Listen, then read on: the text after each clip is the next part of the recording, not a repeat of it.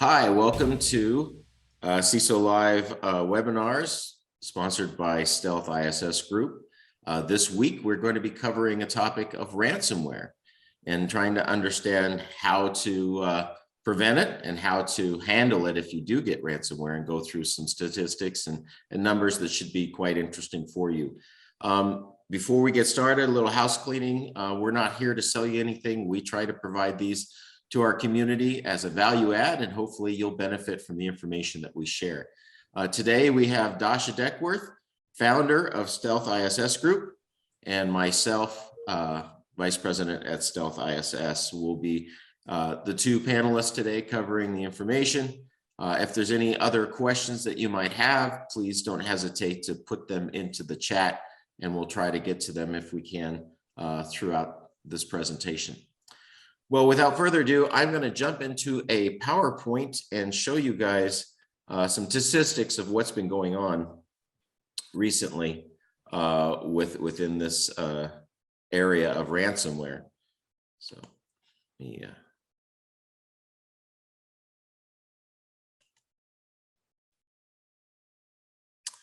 Pull up 1 second.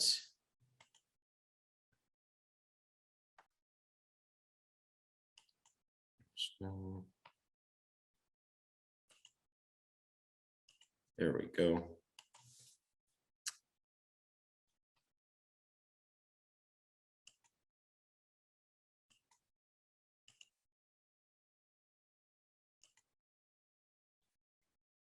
Oh, for some reason my PowerPoint is not coming up. You want me to share it, David? Yeah, go ahead and share it, and we'll go through that.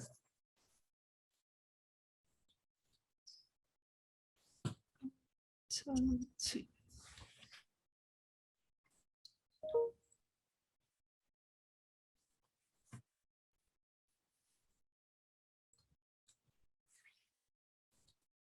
All right. Well, go to the next slide there, Dasha, slide 2. So here's an interesting fact, and something I don't think would be a shock to anybody, but year over year, the average cost of ransomware is increasing on what it's causing within organizations, within their networks, and total overall cost after they've been hit with this. So just from 2020 to 2021, we're seeing well over $100,000 increase on average per customer of $380,000 cost. This is a small to medium-sized business that this would be affecting. Of course, larger corporations, the number climbs from there. If you go to the next slide, Dasha. And from organizations reporting ransom attacks in the last year, we saw an 88% report within Saudi Arabia. In the US, it's saying over 54% have reported attacks within their network within last year. And I was recently at a conference, and we had some regional FBI agents and Secret Service from Homeland Security. And the numbers that they're seeing, that they said working with IC3.gov, is that it's going to be more than doubled in 2022. Just what they're seeing within January, the numbers that are coming in, it's really climbing. So this is something that's here to stay, unfortunately, for a while. And we're just going to have to learn how to address it, how to work with it. And I think Dasha will have some really good information as we get through our question and answers that can give you guidance on how to deal with ransom within your network, ransomware.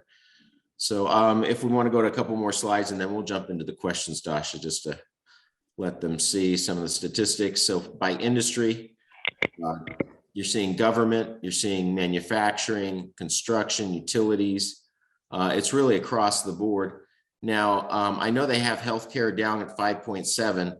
I think this statistic was from 2020. These are going to greatly increase. You're going to see a lot of industries where their uptime that is important for their business, things like healthcare, utility, certain types of manufacturers that are supporting critical infrastructure. Ransomware is going after those type of industries where they know it's crucial for them to be up.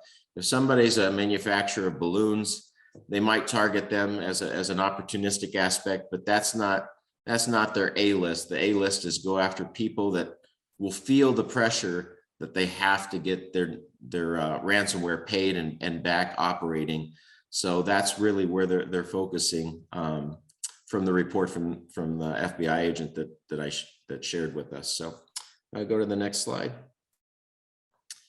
The most common methods of ransomware infections in North America. Based on MSP reports, we're seeing that 67% comes through spam and phishing emails, which is not surprising. 36% lack of cybersecurity training. 30% weak passwords, access management. 25% poor user practice guidability, and 16% malicious websites, web ads. So you can see a lot of this can be addressed by just good hygiene and training within your organization. It really isn't rocket science on this.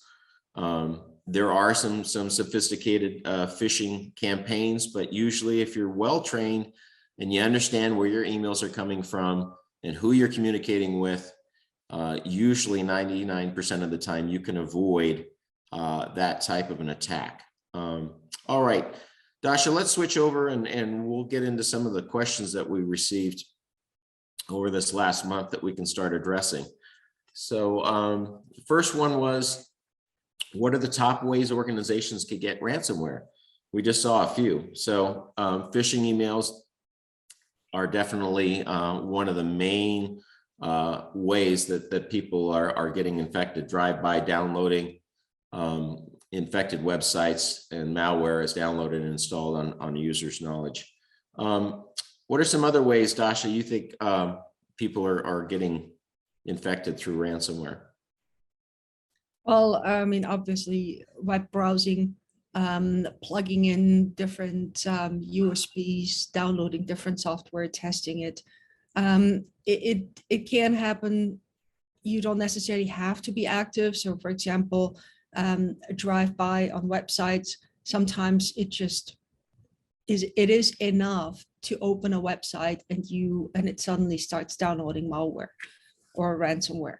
And the users will not know about it. They haven't done anything wrong, but that's why the key is to have your endpoint protected and be able to know where you're actually browsing, where you're surfing. And if you as a company have, for example, web filtering in place, and I have a feed of what websites are okay, then great. And sometimes even the regular browser, Chrome, Mozilla, they already have that partially built in, and that allows a lot of protection as well. Yeah, that's a great point that, you know, some of the manufacturers out there, both Microsoft OS, Apple, and the browsers have been increasingly adding security features to their products, and people are not taking advantage of them. So it's important to look at security features you can turn on within your browser. Next is, how quickly can ransomware spread? Very quickly. Very, very quickly. I mean, ransomware really is pretty much a tool that will jump from one host to the other, that will replicate itself, that will really, especially the bad ones, that will really just travel through your network and try to infect as many hosts as possible. So yeah, if you are on a network and one of your hosts is has the ransomware and you're sharing information with others and the other endpoints are not protected, you most likely will in a few hours see how quickly that can spread throughout an entire network if you have no security controls in place. I think in some statistics, it says less than 4 hours to get through.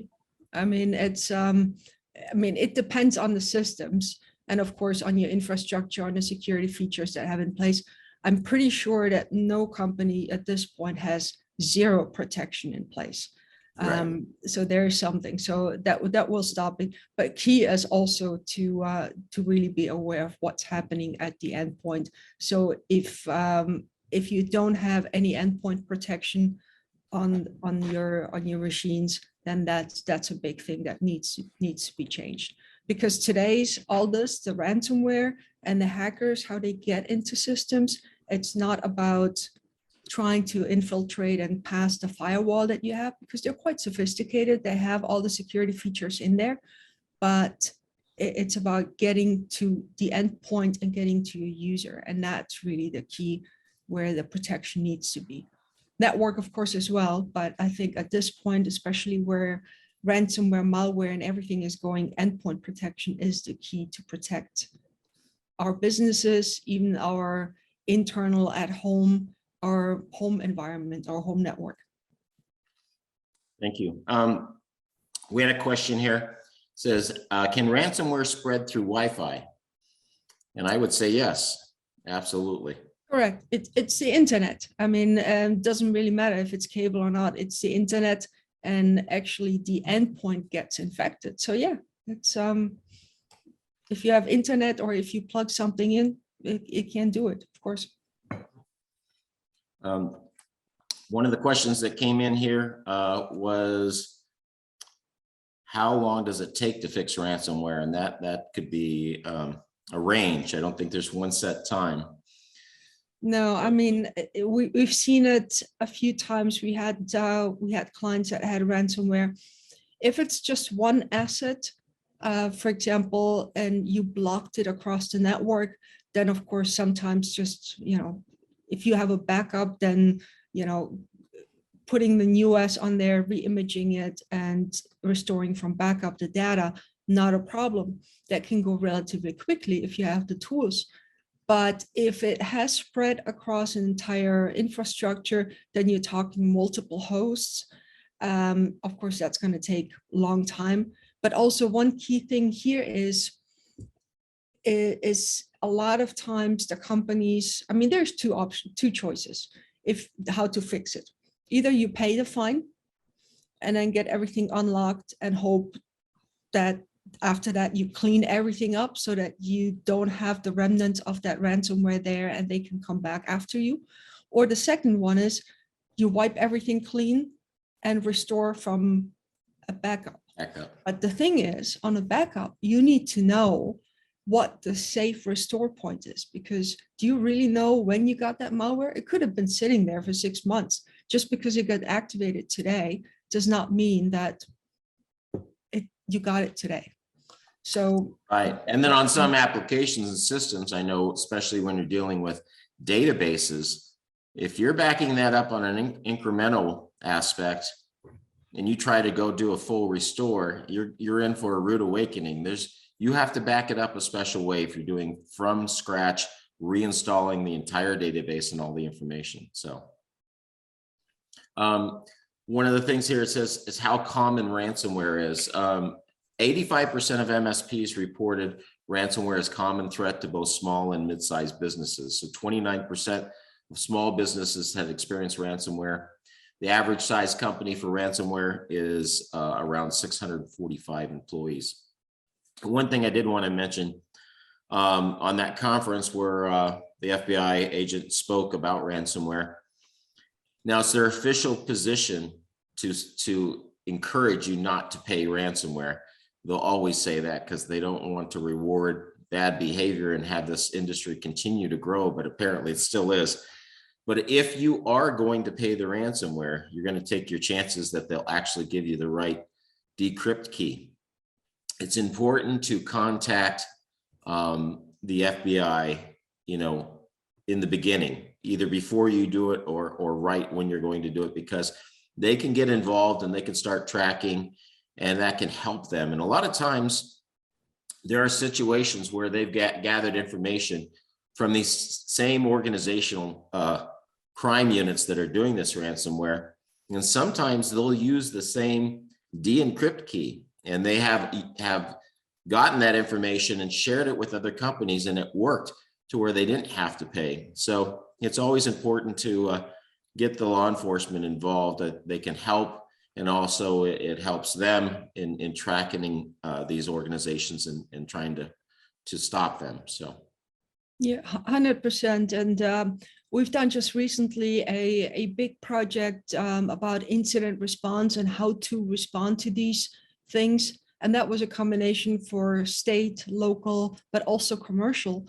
And one key thing here is really reach out to the sources that you have available, FBI, for example, local law enforcement. And it really does not matter if you are a small business. Maybe you're thinking, oh my God, I only got 30 laptops or 30 computers and I got hit by ransomware, but I'm too small to bother the FBI. You know what? No, that's not the case. The FBI has a website. There's so many other companies agencies and companies out there that freely share information that you can report these kind of things with, and they will share their information, how to do about it, how to go, who can help. And even if you don't know in-house who to approach, they will be able to guide you. They will tell you, here's your best first steps. And a lot of these organizations also have those first steps, the basic checklist on their websites already.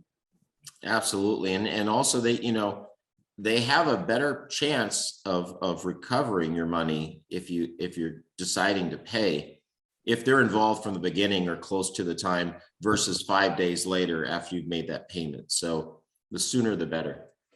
It says here, can ransomware spread through a VPN? Absolutely. VPN is going to protect you from a man in the middle and make it harder for somebody to get in. But if you already have the ransomware, it will travel right through that virtual private network tunnel up to your other machines. It'll just be encrypted really nicely till it gets delivered to the other side. So, but you can still spread it even through a VPN. All right. I think those were some of the general questions. Let's take this into a different direction. And Dasha, I wanted to have you go through some of the steps to help prevent and limit impact of ransomware. All right, well, that's a big topic because it starts really with knowing what you have and knowing what you need to protect. And as a general rule, and without going too deep, as a general rule, you should be protecting pretty much everything. But there are probably in your business some areas that require probably a little bit more protection. And those are the areas you should be focusing on first. Because we all know security, protection, budget, time, people, knowledge, you're going to need all of that. So the best approach is really trying to figure out what is your key critical assets. If, for example, you're in the healthcare industry, we're talking here data privacy, so your patient's information, and we're talking about the vital document or the vital assets that you need to maintain your business operations. If you're an accounting company, probably your accounting computer or your finance computer or the databases behind it. So that you need to first understand what do you need to protect, how critical that is. And then from there, making sure that you as a company and everybody else associated with it, everybody that works with those critical assets, knows and has the plans and policies.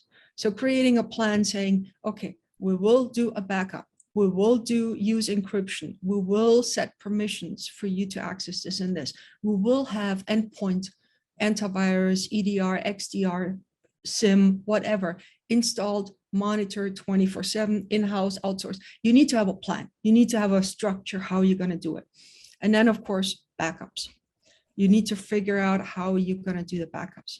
And here's one thing that I've seen a lot, or we've seen a lot is, yeah, we're doing backup. We're doing backup. But the question is, have you tested it? And to David, to your point earlier, is especially databases, they're easy to back up, but sometimes really hard to restore, especially if you don't want to restore the whole database, but only bits and pieces of it. You need to make sure you back it up properly, test it. And also there are different tools out there that can actually make sure and validate the backup that you're taking is also clean and safe. Because here's the point, you don't want to back up something that already has the malware on it. Or at least when you restore it, your backup should be hopefully have some kind of a feature to identify what is it that I'm restoring. Is it clean? Is it safe? Is it, before you restore it?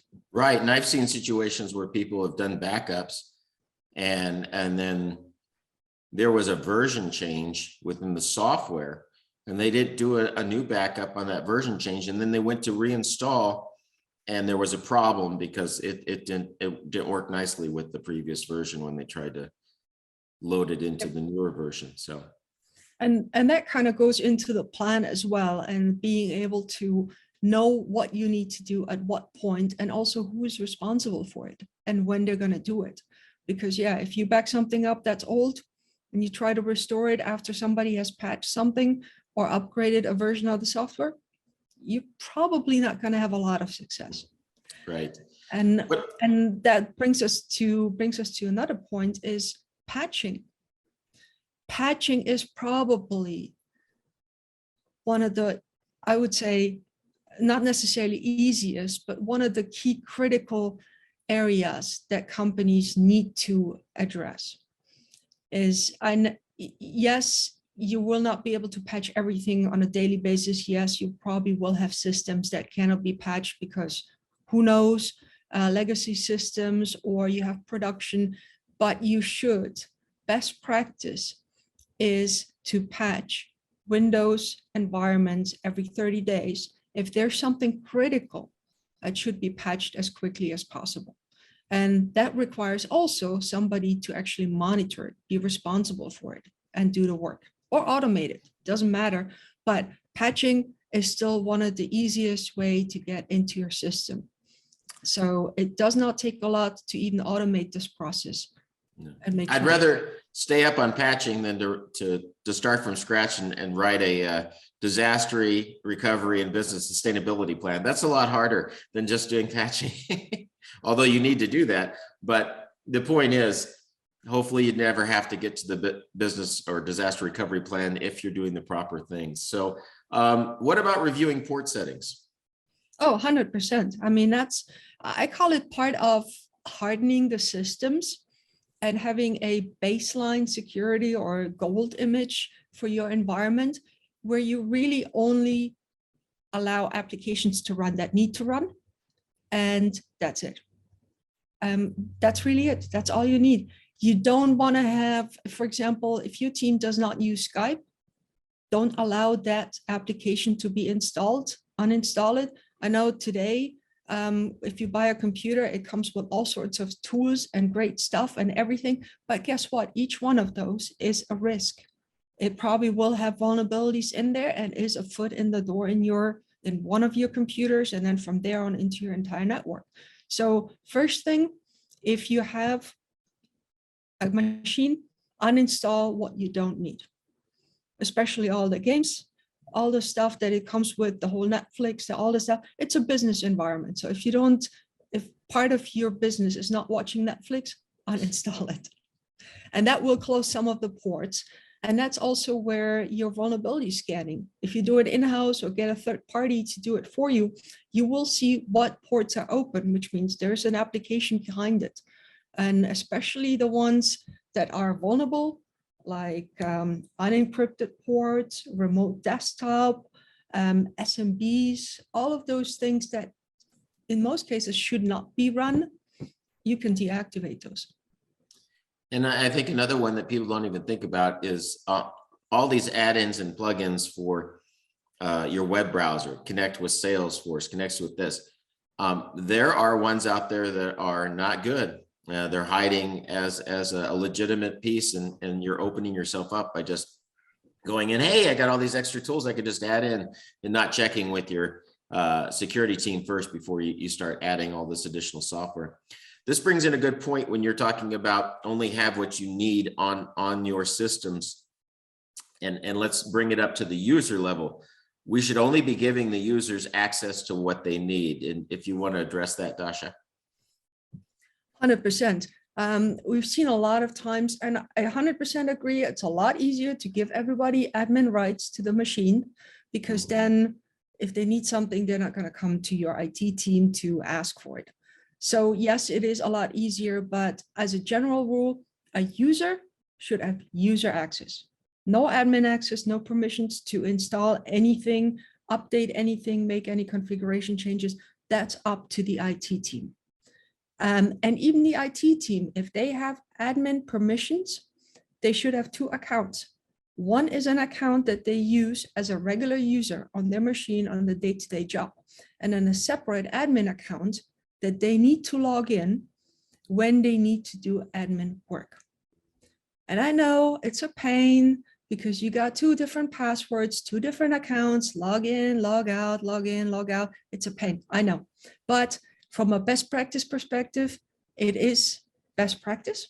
It is also a requirement for HIPAA, PCI, NIST, CMMC, and probably a whole bunch of others as well. So that is a baseline. Give you and stick to that in the environment no matter what. And we practice that. I'm a VP and I don't get to install software on my laptop. You blocked me down, Dasha. So it's a good thing though. It is a little bit of a pain when you're talking about wanting freedom, but in today's environment, with all the risks that we're dealing with all the ransomware and ways that hackers are trying to get to us, that little bit of discomfort goes a long way to adding protection in your environment. All right, let's look at training the team. How important is training? Oh, I think that's probably the most important thing. It's technology can only do so much. And I think I'm starting to see the tendency where companies are moving away from throwing technology and really a lot of money into a problem, but also going into this training, because technology is only good as the weakest link. And the weakest link are the people.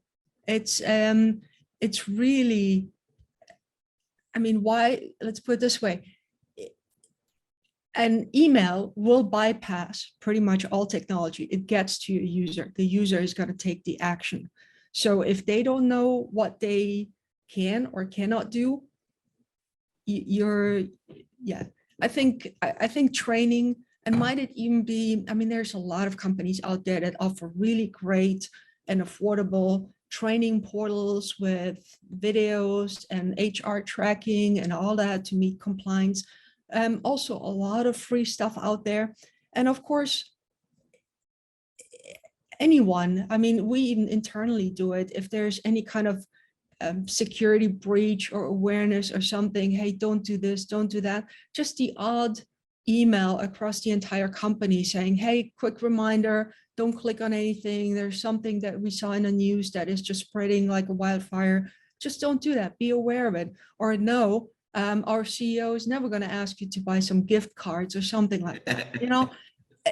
Simple reminders. You can make it jokingly, but at least you're going to put it up there on people's minds, and they will understand. And it happens. We've had people that we know have had their purchasing department targeted with these scams, and getting in and taking over email accounts and sending an email saying, hey, the purchase order for XYZ company, we need to send that out today. And the number needs to be changed to such and such. And they requested a different routing number. And you would think that today's world that wouldn't work anymore, but believe it or not, because of lack of training and people wanting to do a good job, wanting to be fast, wanting to please management, will fall for those kind of schemes. And that's a very good point. It's not, obviously it's not ransomware, but it's social engineering. And that goes back to the people. We are the weakest link in all of this. Yes, we have seen over the last, I think 10 years or 12 years for me, I have seen major companies, global enterprises falling for this, where somebody picked up the phone, called the finance department saying their vendor X, Y, and Z, rerouting the payment. They knew exactly what invoice, they knew the PO number, they knew the amount. They just changed the account number, and that was it. We can, it is one of those things that we need to be aware. And especially now with COVID, where people are working from home. Mhm. And that's one of those things we've got. I mean, the social engineering is one thing that's it's going to apply no matter where you are. And it doesn't matter if you're at home, if you are in a bar, social engineering can happen there, especially after you had some alcohol. People like to Right. talk, right? We hope they're not drinking during the day during their job, but maybe they are to get through it. Who knows? But you're right. And being in that remote situation where you're not in an office with 3 or 4 other coworkers, you're losing that. Hey, Mary, what do you think about this PO that request just came in? And said, no, we're not changing the, take it to the supervisor. You don't have that feedback loop to ask. And a lot of times working remotely, you won't pick up the phone, or you're just trying to get your job done. So you're missing out on that collaboration to double check yourself when you're stuck siloed in a remote location. So that the training, another thing about a lot of the training programs, they come with the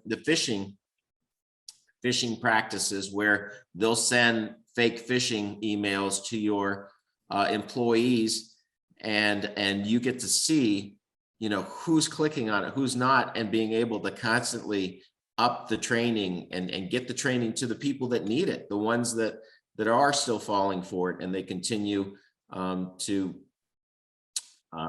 increase the difficulty level of those and make them more sophisticated and stuff. So, but the bottom line is training is something that should be an ongoing process. It's not a one-time and you're done. It's an ongoing thing. Getting some requests here. Can home employees. So yeah, best practices, even managing it from home.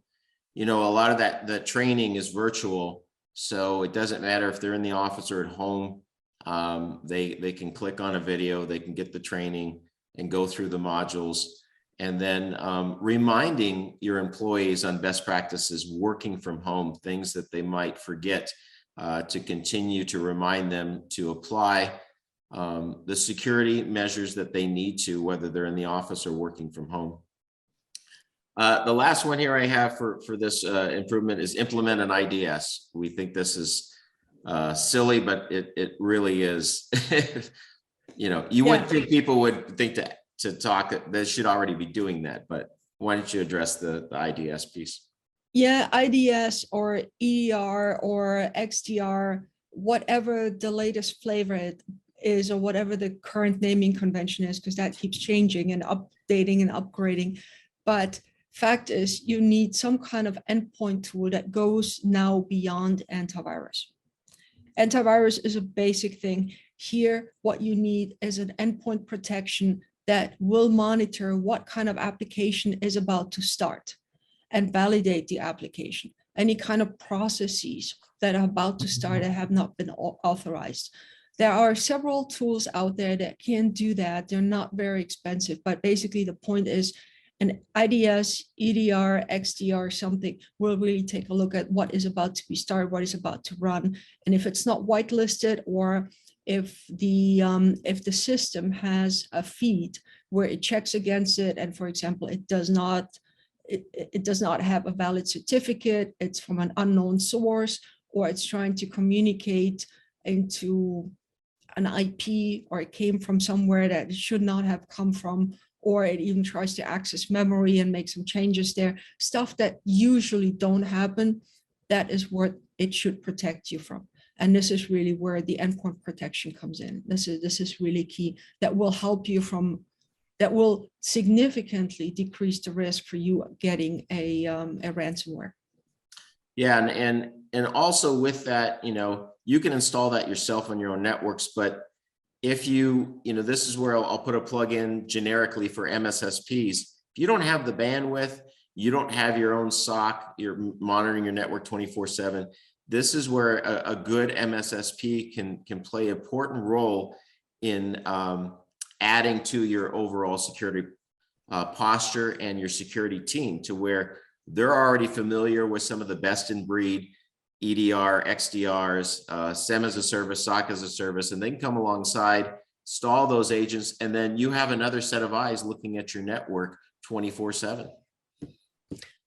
David, if I can add something to the remote working from home. Sure. So there is, and I know we're already 2 years into COVID, so it might not be as important as it was back then, but it still is, because we still have a lot of people working from home, and a lot of especially smaller companies kind of struggle with, okay, what do I need to do? Do I have them use their computer? Do I give them my computer? I mean, company computer, what's best? So the answer is a company laptop that is used for business only is the best approach. Similar to hardening systems, you only want stuff to run on it, what you need to do your job. It's the same thing here. If you're using your personal, if you have one of your staff members use their personal computer to do your work or to do the regular job, guess what? They probably will have games installed on there. They will have stuff installed on there that doesn't need to be running. They will have Netflix and all of those stuff that you most likely do not need for your business. And that exposes you to a lot of problems right there. The other thing, from a security and compliance perspective, if you cannot control it, you cannot control what the user is doing. So they can download, they can install, they can have it unencrypted, they can do whatever they want, and you have no control as a business owner. And especially if you are in an industry that requires regulatory compliance, PCI, credit cards, HIPAA, healthcare, SOX, financials, even data privacy, any company for that matter, or CMMC, if you're a DoD contractor, you will need to control those. So the suggestion here is company laptop is the best. And you will want to apply the same rules here. Do a backup, eliminate everything that is not needed, implement the endpoint security, do all of those things that you would just like if they would be at home. Nothing changes there. You will need to really control your vulnerable endpoint, your employees from home. Yeah, two-factor authentication. Another key point, because you are working from home and families, they have kids on Xboxes and all sorts of other uses for their home network. Most of the router firewalls, you can get the ASUS and the Linksys and all of them, they make it pretty easy for you to subnet or separate and create multiple Wi-Fi networks and logins. Create a separate one for your work.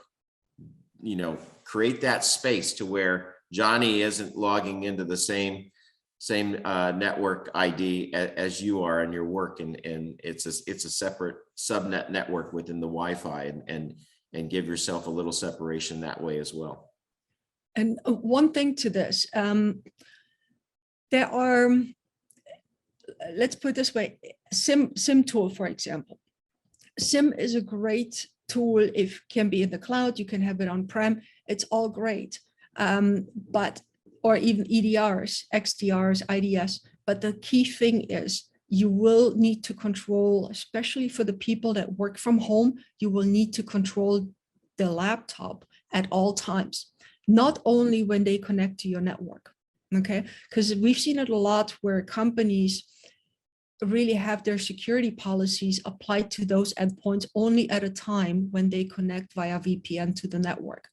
And to be honest, a lot of our work is in the cloud. Sometimes you don't, or most of the times, you don't even need a VPN to access those cloud services. So how many times are they going to connect to the VPN? Unless you force them to view their paycheck every 2 weeks, or unless you have something really critical that they need to work on and it's only accessible via VPN, then they will log in, and then all the security applies, you can push out. So you want to consider a endpoint protection that works at all times, regardless if they're connected to your network or not, or working from home, working from Starbucks, traveling, does not matter. That protection needs to be there. Great point, Dasha. All right, let's take a little turn, and I want to talk about how we respond to a ransom attack. So you've gotten ransomware in your network. There's some critical things to do and some critical things not to do.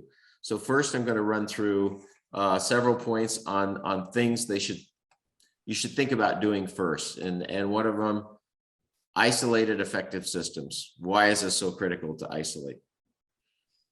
Also, you stop the spread.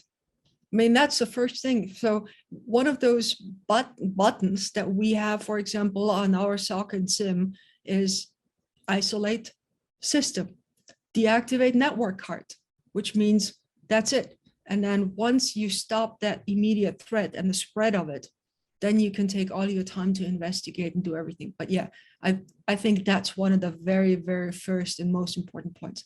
Unplug it. Absolutely. Secondly, would be secure your backups. If they're all online and they're all connected to the network, they're susceptible to getting the ransomware. They're susceptible to getting corrupted. So make sure that you secure those. And I would say also it's good practice to have offsite backup copies besides, a lot of people are doing online, they're doing up into data centers and storage centers, but it's good to have one that's separated off the network. Would you agree on that practice, Dash? Oh, 100%. Yeah. I mean, you don't have to do it as frequently as, the daily cloud backup or, your storage backup, but at least once a week or every 2 weeks, have that extra backup done somewhere completely separate. Yeah. Yeah. What about disabling maintenance tasks? I would, yes. I mean, it can be, yes and no. I considering that the first step is isolated. I'm hoping that at that point, most of the risk would be remediated. Disabling maintenance task, yes, until you know what exactly has happened, where your problems are. I mean, that's kind of a generic incident response. You don't want to make any changes. You don't want to touch any of the systems. You're going to be in the investigation mode. So during the investigation mode, nothing gets touched, nothing gets changed unless you know and you gave the incident response team the permission, or they give you the permission, the IT team, to make those particular changes to remediate it, to get rid of the threat. Right. I think where they were going with that is disabling maintenance tasks such as temporary file removal or log rotation, so that the very point that you're making, that the evidence doesn't get moved or deleted or anything like that. Creating backups of infected systems. Why is this important? Well, I would not necessarily call it a backup. I would just call it a forensic image. Okay. Yeah. But again, I've got my incident response hat on, because to me, this is already full-blown incident. Ransomware is one of the biggest incidents you can have, regardless how small it is. So with this, I would just simply go, all right, forensic image, the full image, including memory, everything, proper forensic, take proper control of it, tag it, have proper chain of custody, all of that, and then put one in a safe or somewhere so it can't be touched, and the other one start investigating on it. And that's really the key thing, because it's one of those things that you will need to do to find out what exactly has happened, what malware is it that you have, or what ransomware is it that you have, what was stolen, what was changed, what was not changed, all of those things that you eventually will need to identify where to restore, what to do.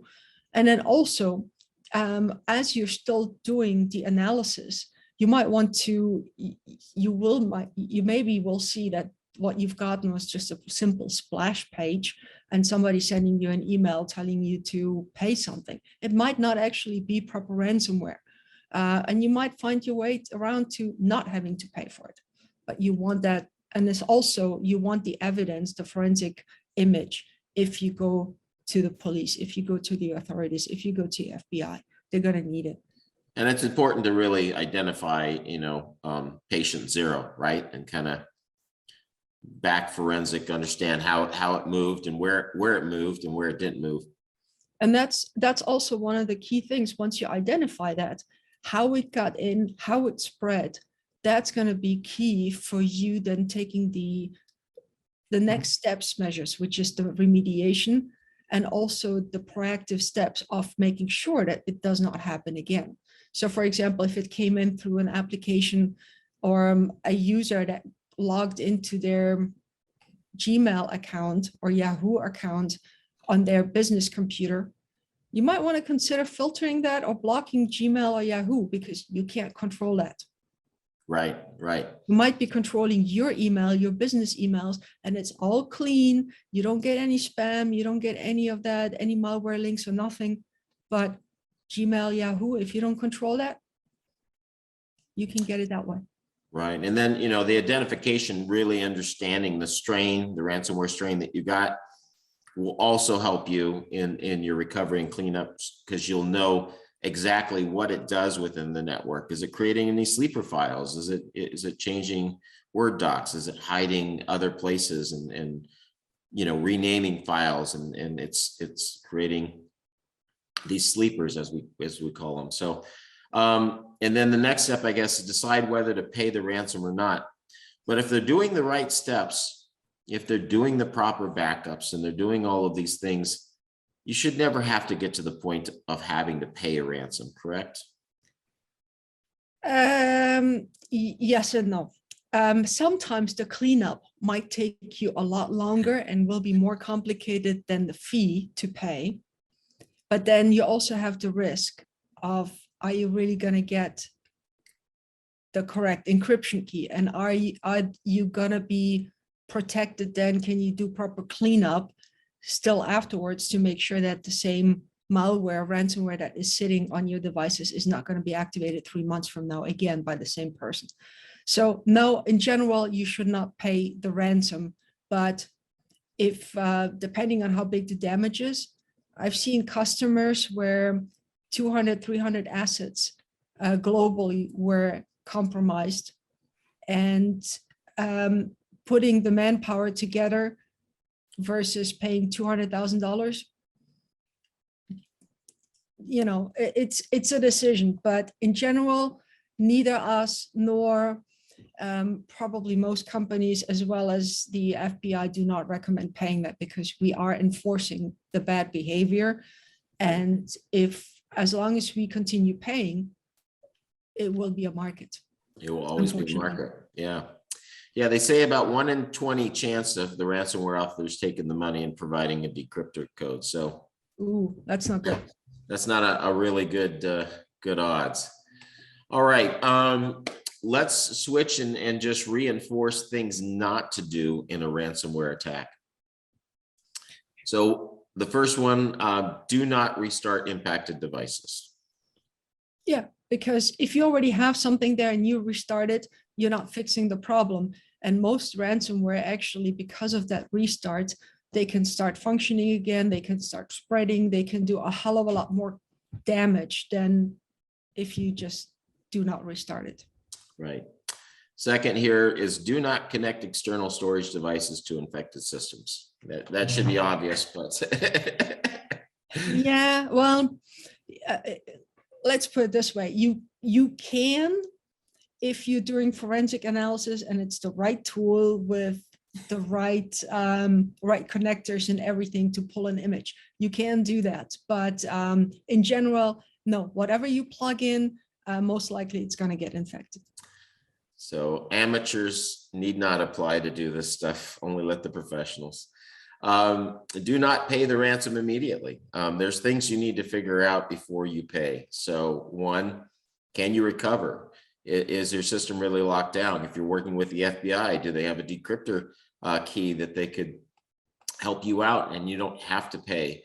Did only a few systems get corrupted to where the rest of the network is not corrupted and it's not so bad and your backups will work? So you need to do some investigation. You need to put some patience before you panic and go pay. Yeah, and a couple other things I would like to add to it. So, I mean, we have an incident response team as well, and I know when the clients call us, it's always, oh my God, oh my God, oh my God. Like, okay, calm down. You're already infected. Something already happened. Let's think about it. What are the ways? So, for example, if you are the company and have that, really the first thing, do you have the in-house capabilities? Can you do something to analyze what really happened? The other thing is, if you have a company that provides incident response services on a retainer, call them. They might be able to help you. Of course, FBI and all these agencies, they have tools as well. They have inside information. But also, most important things that a lot of companies forget is your cyber insurance. If you have cyber insurance, give them a call. That's what you're paying them for. They will put you in touch with, well, depending on what cyber insurance you have, but most likely they will put you in touch with a company that will come and help you recover from this, that will do the forensic investigation, that will help you recover, identify, and get you back up in there. And the insurance should cover that, either all of it or some of it, or at least point you to the right direction based on your policy. So that is key. If you don't have a cybersecurity policy, explore it. It's the question of if you're going to get ransomware or hacked or something is not if, but when. So you might want to consider what is the risk of you not having it and getting hit by attackers or ransomware, and then having somebody to help you, guide you through it, and pay for all these expenses, because recovering from an attack is expensive. Another key point with that, if you have an MSSP you're working with that has those capabilities of doing incident response and forensics, make sure ahead of time, before something happens, if you have cyber insurance, you get your cyber insurance company to talk to the MSSP. A lot of times they want to force a client that they've picked because they've negotiated a price. And as long as the company you're using is vetted, most insurance companies will let you use a company that you're already familiar with, already doing some services, but you need to set that up ahead of time. Don't wait to the day of the incident to talk about, hey, can I use X, Y, and Z company for my incident response with your insurance company? So, all right. Do not communicate on the impacted network. Why is this important? Because if it's already compromised, then you don't know what exactly has been compromised and how. In general, you can very easily, if you already got, as an attacker, your foot in the door, you can install sniffers, you can do all sorts of stuff, you can exfiltrate information, you can identify, you can really sit there and listen to the communication or watch and read the communication in emails or chat on how you want to remediate it. So if I'm the hacker, I'm sitting there and I'm seeing, okay, now you're going to want to take this device offline, and I've got my beacon right in there where I'm communicating. I'm just going to move it somewhere else because I can see what you're doing. So be careful, use complete separate communication means or encrypted. All right. And the last one, and we covered it kind of under other things, but don't delete any files. Do not delete anything. The forensic investigators need that, and the law enforcement, if you get them involved. It could be crucial information that you might be deleting. Yeah. All right. And especially on the restart. Yeah. If you restart a computer, everything in memory is going to be gone. So you do not want to restart a computer or shut it down. Just unplug it, let it sit until you get somebody that can investigate, has the right tools, and can take all the information out of memory. All right. We just have about 5 minutes left. I'm going to read through some pointers that says, how can we reduce risk of ransomware infection? There's a couple key things, and then if you want to expound on that, Dasha, but I'll go through them. Credential hygiene. It's practicing good credential hygiene can help against brute force attacks, mitigate the effects of credential theft. principle of least privilege. And I think we kind of already covered that in a previous section, but if your employees don't need access to the financial databases or files or directories, don't give them that access. Give them only the access that they need within the network to do their job and nothing else. And egos go out the door. It's not about ego. It's not about anything else but being secure. Employee training, we talked about that. Multi-factor authentication, we talked about that. Review Active Directory. This is important to close any existing backdoors, compromise service accounts. You know, your Active Directory, you can set up a lot of different connections and administration accounts, and sometimes there could be accounts set up that you didn't realize were there, and you need to clean those and make sure only the accounts that are set up that you know about and only admin accounts that you've approved. So network segregation, this is a basic crucial thing that's so important. When you get hit with ransomware, if you've done proper segregation, it can make a huge difference between your entire network being, you know, infected versus just a small section. Dasha, you want to elaborate on that a little bit? Yeah, I mean, in general, networks segmentation is critical, because if something happens in one area of the network, let's say your test environment, something goes bad, and you don't have it proper segmented out or completely firewalled off from your production, you're going to have a problem. The same thing here is if you have firewalls between different network segments, if, for example, your financial team gets ransomware, that probably will be contained within that particular network area. Right. Otherwise, it might spread really. If you have a flat network, you're probably going to be exposing every single asset that is on your flat network. Yeah. And unfortunately, a lot of small companies, because they just haven't taken the time to do it, usually are running on a flat network. Avoid BYOD. Don't let employees just come in and plug in external hard drives and other devices into your network that you don't know about. So PowerShell, if you have to use it within your environment, should be closely monitored. This is such a powerful tool, and if the hackers get access to this, they can do all sorts of nasty things within your network. And then we talked about cybersecurity insurance. So really quick, you know, a lot of these things for smaller companies are a lot to tackle. This is where an MSSP could help come alongside. We could, you know, minimize your cost. A good MSSP can. The other thing is you're getting somebody that's an expert in this area that deals with it 24/7. As a business owner, as a small company, this is not something you're dealing with on a daily basis, and to try to tackle this by yourself sometimes can be a little overwhelming. And, you know, the 24/7 monitoring, I think that's so important in today's environment, Dasha, that it's not just about technology. It's about eyes on the glass as well, along with that technology. As we say in the industry, process, technology, and people, right? People, process, technology. People first, process second, technology last. But yeah, you're 100% right. It's the technology piece is the last.